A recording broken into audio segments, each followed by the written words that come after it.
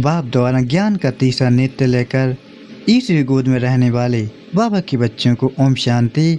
आज 7 मई 2026 की प्रातः मूली है। सबसे पहले हम आज की मूली से मुख्य पॉइंट सुनते हैं। आज प्यारे बाबा ने कहा है, तुम ब्रह्मा मुख वंशावली ब्राह्मण हो, तुम अभी ईश्वरीय गोद में हो। अद्वैत राज, जहाँ दूसरा कोई धर्म नहीं, उस राज्य की स्थापना का आधार युग बल है। बाहुबल से कभी भी अद्वैत राज्य की स्थापना हो नहीं सकती। वैसे क्रिश्चियन के पास इतनी शक्ति है जो अगर आपस में मिल जाएं तो सारे विश्व पर राज्य कर सकते हैं, परंतु यह लौ नहीं कहता। बाबा ने कहा है, विश्व पर एक राज्य की स्थापना करना बाप का ही काम है। अपनी इस अमूल्य जीवन को रूहानी सेवा में लगाना है। अपना सब कुछ सफल करने के लिए डायरेक्ट ईश्वर अर्पण करना है। बाबा ने कहा, जब इंद्रियों की आकर्षण और संबंधों की आकर्षण से मुक्त बनो तब अत्यंत सुख की अनुभूति कर सकेंगे। कोई भी कर्मेंद्रिय के वश होने से जो भिन्न भिन्न आकर्षण होते हैं वह अतीन्द्रिय सुख व हर्ष दिलाने में बंधन डालते हैं। लेकिन जब बुद्धि सर्व आकर्षणों से मुक्त हो एक ठिकाने पर टिक जाती है तब एक रस अवस्था बनने से अतीन्द्रिय सुख की अनुभूति होती है। बाबा ने कहा, अपनी बुद्धि की लाइन सदा क्लियर रखो तो एक दो के मन के भावों को जान लेंगे। किसी भी प्रकार की हलचल में अचल रहना यही श्रेष्ठ ब्राह्मण आत्माओं की निशानी है। दुनिया हलचल में हो लेकिन आप श्रेष्ठ आत्माएं हलचल में नहीं आ सकती। नॉलेजफुल आत्माएं, पावरफुल आत्माएं सदा स्वतः ही अचल रहती हैं। तो कभी वायुमंडल से घबराओ नहीं, सदा निर्भय रहो। अब परमात्मा के अनमोल महावाक्यों को विस्तार से सुनते हैं। ओम शांति। आज 7 मई 2026 की प्रातः मूल्य है। आज प्यारे बाबा ने कहा, मीठी बच्चे, तुम ब्रह्मा मुख वंशावली ब्राह्मण हो, तुम्हें ही ब्रह्मा द्वारा ज्ञान का तीसरा नेत्र मिला है, तुम अभी ईश्वरीय गोद में हो। आज का प्रश्न है, अद्वैत राज, जहाँ दूसरा कोई धर्म नहीं, उस राज्य की स्थापना का आधार क्या है? उत्तर में बाबा ने कहा, योग बल। बाहुबल से कभी भी अद्वैत राज की स्थापना हो नहीं सकती। वैसे क्रिश्चियन के पास इतनी शक्ति है जो अगर आपस में मिल जाएं तो सारे विश्व पर राज कर सकते हैं, परंतु यह लौ नहीं कहता। विश्व पर एक राज्य की स्थापना करना बाप का ही काम है। आज का गीत है, छोड़ भी दे आकाश सिंहासन। ओम शांति। बच्चों को ओम शांति का अर्थ तो बहुत ही बार समझाया है। ओम यानी मैं कौन? मैं आत्मा। यह शरीर हमारे ऑर्गन्स हैं। मैं आत्मा परम धाम की रहने वाली हूँ। भारतवासी पुकारते हैं कि हे दूसरे देश के रहने वाले आओ, क्योंकि भारत में अभी बहुत धर्म गिलानी दुख हो पड़ा है। आप फिर से आकर गीता का उपदेश सुनाओ। गीता के लिए ही कहते हैं, शिव बाबा आइए, क्योंकि वह सबका बाप है। कहते हैं भारतवासियों पर फिर से परछाया पड़ा है माया रूपी रावण का, इसलिए सब दुखी पतित हैं। पुकारते हैं रूप बदल कर आइए, अर्थात मनुष्य के रूप में आइए। तो मनुष्य रूप में आता हूँ। मेरा आना दिव्य अलौकिक है। मैं गर्भ में नहीं आता हूँ, मैं आता ही हूँ साधारण बूढ़े तन में। तुम बच्चे जानते हो, मैं कल्प कल्प अपना निराकारी रूप बदल कर आता हूँ। ज्ञान का सागर तो परमपिता परमात्मा ही है। श्री कृष्ण को कभी भी नहीं कहेंगे। बाप कहते हैं, मैं इस साधारण तन में आकर तुमको फिर से सहज राजयोग सिखा रहा हूँ। जब दुनिया पतित बन जाती है तब मुझे आना पड़ता है। कलयुग से सतयुग बनाने मैं आता हूँ। ब्रह्मा विष्णु शंकर का चित्र भी है। ब्रह्मा द्वारा स्थापना, शंकर द्वारा विनाश और फिर विष्णु द्वारा पालना। यह लक्ष्मी नारायण विष्णु के 2 रूप हैं। यह तुम बच्चे जानते हो। बाबा फिर से रूप बदल कर आया है। वह हमारा सुप्रीम बाप भी है, सुप्रीम टीचर भी है, सुप्रीम गुरु भी है। और गुरु लोगों को सुप्रीम नहीं कहा जाता है। यह तो बाप, टीचर, गुरु तीनों हैं। लौकिक बाप तो बच्चे की पालना कर फिर उनको स्कूल में भेज देते हैं। कोई बिरला होगा जो बाप टीचर भी होगा, यह कोई कह न सके। सब आत्माएं मुझे पुकारती हैं, गॉड फादर कहती हैं, तो वह आत्मा का फादर हो गया। यह गीत भी भक्ति मार्ग का है। सतयुग में तो माया होती ही नहीं, जो पुकार ना पड़े वहाँ तो सुख ही सुख है। तुम जानते हो 5000 वर्ष का चक्र है। आधा कल्प सतयुग त्रेता दिन, आधा कल्प द्वापर कलयुग रात। तुम ब्रह्मा मुख वंशावली ब्राह्मण हो। ब्रह्मा का अथवा तुम ब्राह्मणों का ही रात दिन गाया जाता है। दिन और रात का ज्ञान भी तुम बच्चों को है।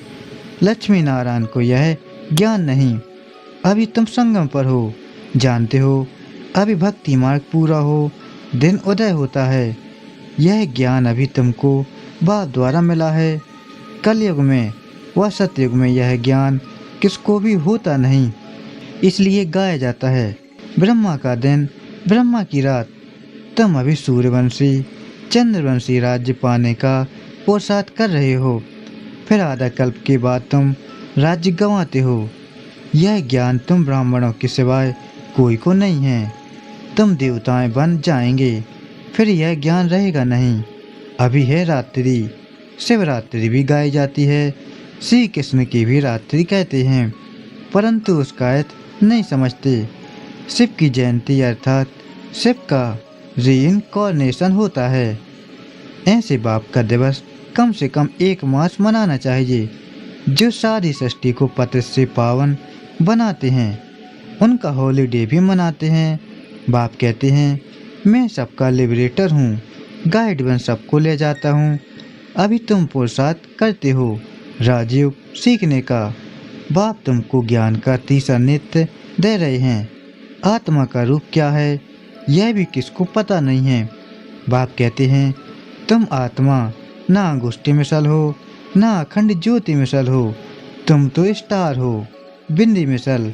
मैं भी आत्मा बिंदी हूँ, परंतु मैं पुनः जन्म में नहीं आता हूँ।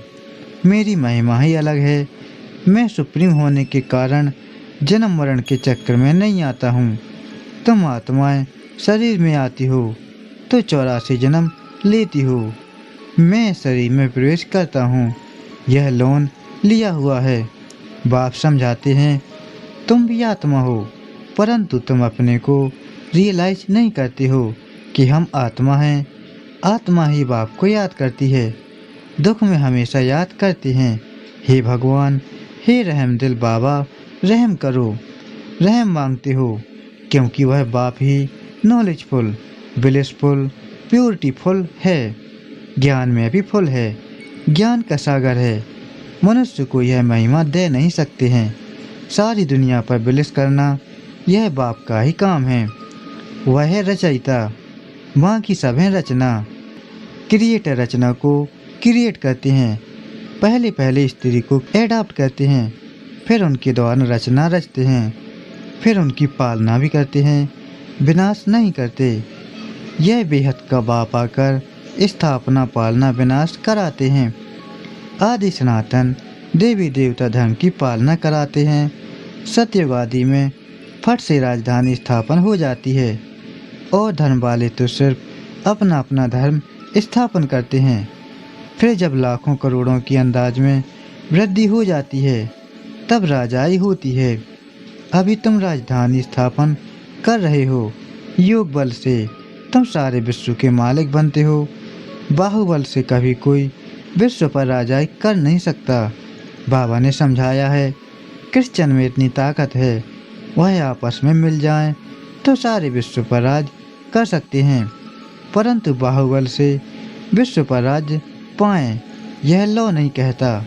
ड्रामा में यह कायदा नहीं है जो बाहुबल वाले विश्व के मालिक बने। बाप समझाते हैं, विश्व की बादशाही योग बल से मेरे द्वारा ही मिल सकती है। यह कोई पार्टीशन नहीं है। धरती आकाश सब तुम्हारे होंगे, तुमको कोई टच नहीं कर सकता। उनको कहा जाता है अद्वैत राज्य। यहाँ है अनेक राज्य। बाप समझाते हैं, 5000 वर्ष के बाद तुम बच्चों को यह राज्य सिखाता हूँ। श्री कृष्ण की महिमा आत्मा अब सीख रही है। श्री कृष्ण पहला नंबर प्रिंस था। वह इस समय 84 जन्म के अंत में आकर ब्रह्मा बने हैं। यह बच्चों को समझाया है सृष्टि चक्र का कैसे फिरता है। बाप से फिर स्वर्ग की स्थापना कर रहे हैं। अनेक धर्म विनाश होने हैं जरूर, एक धर्म की स्थापना हो जाएगी। भारत ही 100% सॉल्वेंट धर्म श्रेष्ठ था। देवताओं के कर्म भी श्रेष्ठ थे, उन्हों की महिमा गाई हुई है। सर्वगुण संपन्न पहले पहले पवित्र थे, अभी पतित बने हैं।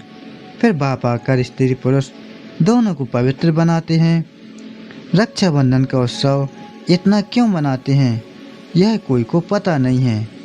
बाप ने ही आकर प्रतिज्ञा ली थी कि अंतिम जन्म में तुम दोनों पवित्र रहो। सन्यासियों का तो धर्म ही अलग है। ज्ञान, शक्ति और वैराग्य यह तुम्हारे लिए है। तुमने देखा होगा पादरी लोग चलते हैं तो आंखें एक तरफ रहती हैं और किसी की तरफ देखते नहीं। नन सोती हैं ना, अब वह तो क्राइस्ट को याद करती हैं। कहते हैं क्राइस्ट गॉड का बच्चा था। तुम्हारा कोई सफ़ेद कपड़े आदि से कनेक्शन नहीं है। तुम तो आत्मा हो। नन बट बन एक को ही याद करना है। सच्ची नन तो तुम हो। तुमको वर्षा उस बाप से मिलना है। उनको याद करेंगे तभी विक्रम विनाश होंगे। इसलिए बाप का फरमान है माँ में कम याद करो। आत्मा का निश्चय न होने के कारण नन्स फिर क्राइस्ट को याद करती हैं। गॉड कौन है यह नहीं जानते हैं। भारतवासी जो पहले पहले आते हैं वही नहीं जानते। लक्ष्मी नारायण को यह सृष्टि का ज्ञान थोड़े ही है। नाम है त्रिकालदर्शी है। त्रिकालदर्शी तुम ब्राह्मण बनते हो। तुमको कौड़ी से बदल हीरे जैसा बाप बनाते हैं। अब तुम ईश्वरीय गोद में हो। तुम्हारा यह अंतिम जन्म बहुत अमूल्य है। भारत की खास, दुनिया की आम। तुम रूहानी सेवा करते हो। बाकी वह तो है जिस्मानी सोशल वर्कर्स। तुम हो रूहानी। तुमको सिखलाने वाला सुप्रीम रूह है। हर एक आत्मा को बोलो बाप को याद करो। बाप को ही पतित पावन कहा जाता है। तुमको गिरने में 84 जन्म लगते हैं, फिर चढ़ने में 1 सेकंड लगता है। यह तुम्हारा इस मृत्युलोक का अंतिम जन्म है। मृत्युलोक मुर्दाबाद, अमरलोक जिंदाबाद होना है। इसको अमर कथा कहा जाता है। अमर बाबा आकर तुम अमर आत्माओं को अमर युग में ले चलने के लिए अमर कथा सुनाते हैं। बाप कहते हैं अच्छा और बातें भूल जाते हो तो सिर्फ अपने को आत्मा निश्चय कर मुझे एक बाप को याद करो। बुद्धि का योग मेरे साथ लगाओ तो तुम्हारे पाप भस्म हो और तुम पुण्य आत्मा बन जाएंगे। तुम मनुष्य से देवता बनते हो। यह नई बात नहीं है। 5000 वर्ष बाद बाप आकर तुमको वर्षा देते हैं। रावण पर शाप देते हैं। यह है खेल। भारत की ही कहानी है। यह बातें बाप ही समझाते हैं। कोई भी वेद शास्त्र आदि में नहीं है। इसलिए गॉड फादर को ही नॉलेजफुल, पीसफुल, ब्लिसफुल कहा जाता है। तुमको भी आप समान बनाते हैं। तुम भी पूज्य थे, फिर पुजारी बनते हो। आप ही पूज्य, आप ही पुजारी। यह भगवान के लिए नहीं है। तुम भारतवासियों की बात है। तुम पहले सिर्फ एक शिव की भक्ति करते थे, अब व्यभिचारी भक्ति की, फिर देवताओं की भक्ति शुरू की, फिर नीचे उतरते आए। अब फिर से तुम देवी देवता बन रहे हो। जो थोड़ा पढ़ते हैं वह प्रजा में चले जाएंगे। जो अच्छी रीति पढ़ते पढ़ाते हैं वह राजाई में आएंगे। प्रजा तो ढेर बनती है। एक महाराजा की लाखों करोड़ों के अंदाज में प्रजा होती है। तुम पुरुषार्थ करते ही हो, कल्प पहले मुआफिक। पुरुषार्थ से पता पड़ जाता है कि माला में कौन कौन आने वाले हैं। प्रजा में भी कोई गरीब, कोई साहूकार बनते हैं। भक्ति मार्ग में ईश्वरार्थ दान करते हैं। क्यों ईश्वर के पास नहीं है क्या? या तो कहते हैं श्री कृष्ण अर्पणम, परंतु वास्तव में होता है ईश्वर अर्पणम। मनुष्य जो कुछ करते हैं उनका फल दूसरे जन्म में मिलता है, एक जन्म के लिए मिल जाता है। अब बाप कहते हैं, मैं आया हूँ तुमको 21 जन्म का वर्षा देने। मेरे याद डायरेक्ट कुछ भी करते हो तो 21 जन्म के लिए उसकी प्राप्ति तुमको हो जाती है। इनडायरेक्ट करते हो तो एक जन्म के लिए अल्पकाल का सुख मिल जाता है। बाप समझाते हैं, यह तुम्हारा सब मिट्टी में मिल जाना है, इसलिए इसको सफल कर लो। तुम यह रूहानी हॉस्पिटल कम यूनिवर्सिटी खोलते जाओ, जहाँ से सब एवर हेल्थी एवर वेल्थी बनेंगे। इनसे बहुत इनकम होती है, योग से हेल्थ और चक्र को जानने से वेल्थ। तो घर घर में ऐसी यूनिवर्सिटी कम हॉस्पिटल खोलते जाओ। बड़ा आदमी है तो बड़ा खोले, जहाँ बहुत आ सकें। बोर्ड पर लिख दो, जैसे नेचर क्योर वाले लिखते हैं। बाप सारी दुनिया की नेचर बदल प्योर बना देते हैं। इस समय सभी इम्प्योर हैं। सारी दुनिया को एवर हेल्थी एवर वेल्थी बनाने वाला बाप है, जो तुम बच्चों को पढ़ा रहे हैं। तुम हो मोस्ट स्वीट चिल्ड्रन।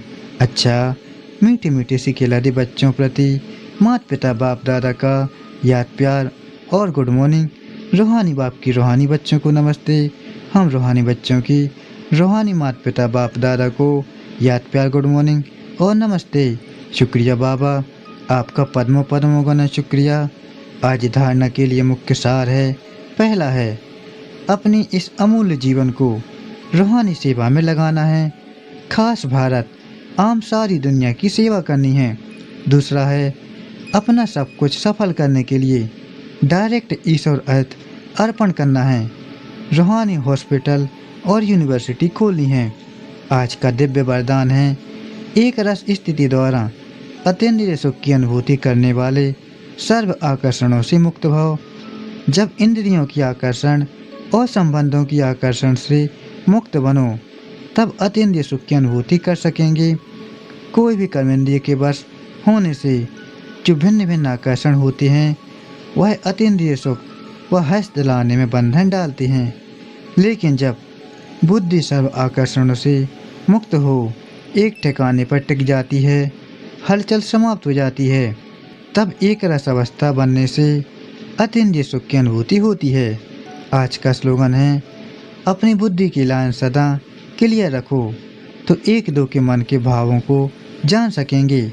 आज के लिए प्यारे बाबा का अव्यक्त इशारा है, सदा अचल अडोल एक रस स्थिति का अनुभव करो। किसी भी प्रकार की हलचल में अचल रहना, यही श्रेष्ठ ब्राह्मण आत्माओं की निशानी है। दुनिया हलचल में हो, लेकिन आप श्रेष्ठ आत्माएं हलचल में नहीं आ सकती। क्यों? ड्रामा की हर सीन को जानते हो। नॉलेजफुल आत्माएं, पावरफुल आत्माएं सदा स्वतः ही अचल रहती हैं। तो कभी वायुमंडल से घबराओ नहीं, सदा निर्भय रहो। अच्छा, ओम शांति। शुक्रिया बाबा।